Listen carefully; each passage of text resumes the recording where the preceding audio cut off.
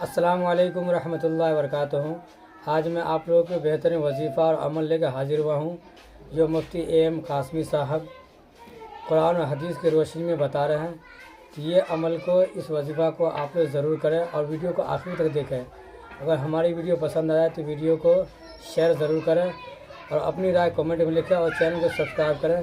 چلیے ویڈیو۔ السلام علیکم ورحمۃ اللہ وبرکاتہ۔ آج میں آپ کو ایک ایسا وظیفہ بتانے جا رہا ہوں جس وظیفے کو کرنے کے بعد آپ کی ہر دعا قبول ہوگی۔ ہر دعا قبول کروانے کا وظیفہ آج میں آپ لوگوں کو بتانے جا رہا ہوں۔ آپ اور ہم جب بھی کوئی دعا مانگیں تو یہ جو دعا آج میں آپ لوگوں کو بتا رہا ہوں، اس دعا کو 7 مرتبہ ہم اور آپ پڑھیں۔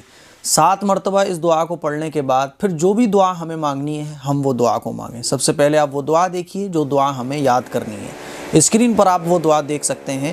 اللہم انت خلقتنی وانت تہدینی وانت تطعمنی وانت تسقینی وانت تمیتنی وانت تحیینی۔ اور اس دعا کا ترجمہ ہے، اے اللہ تو نے مجھے پیدا کیا اور تو مجھے ہدایت دیتا ہے اور تو ہی مجھے کھلاتا ہے اور مجھے پلاتا ہے اور تو ہی مجھے موت دیتا ہے اور تو ہی مجھے زندگی عطا کرتا ہے۔ یہ اس دعا کا ترجمہ ہے۔ یہ دعا ہے۔ اس دعا کی فضیلت بہت زیادہ ہے۔ اس دعا کی فضیلت میں حضرت حسن بصری رحمۃ اللہ علیہ بیان کرتے ہیں کہ حضرت سمورہ ابن جندب رضی اللہ تعالیٰ عنہ نے فرمایا، میں تم سے ایک حدیث نہ بیان کروں جو میں نے حضور پاک صلی اللہ علیہ وسلم سے کئی مرتبہ سنی ہے۔ اسی طرح حضرت ابو بکر صدیق رضی اللہ تعالیٰ عنہ سے کئی مرتبہ سنی ہے۔ اسی طرح حضرت عمر رضی اللہ تعالیٰ عنہ سے کئی بار سنی ہے۔ میں نے کہا جی ہاں ضرور بتائیے۔ یہ حضرت حسن بصری رحمۃ اللہ علیہ نے کہا جی ضرور بتائیے۔ انہوں نے فرمایا کہ جو شخص ان کلمات کو، جو میں نے ابھی آپ کو بتایا نا، فرمایا کہ جو شخص ان کلمات کو صبح اور شام پڑھے گا اللہ تعالیٰ اس کی ہر دعا قبول فرمائے گا۔ یہ اس دعا کی فضیلت ہے۔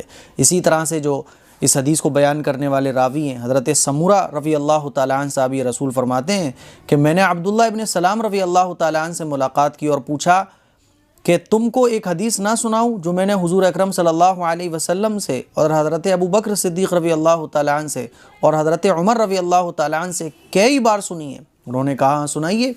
میں نے حدیث بیان کی تو انہوں نے کہا اللہ کی قسم میرے ماں باپ قربان ہو جائیں اللہ کے رسول صلی اللہ علیہ وسلم پر، یہ وہی کلمات ہیں جو اللہ تعالیٰ نے حضرت موسیٰ علیہ السلام کو عطا کیے تھے۔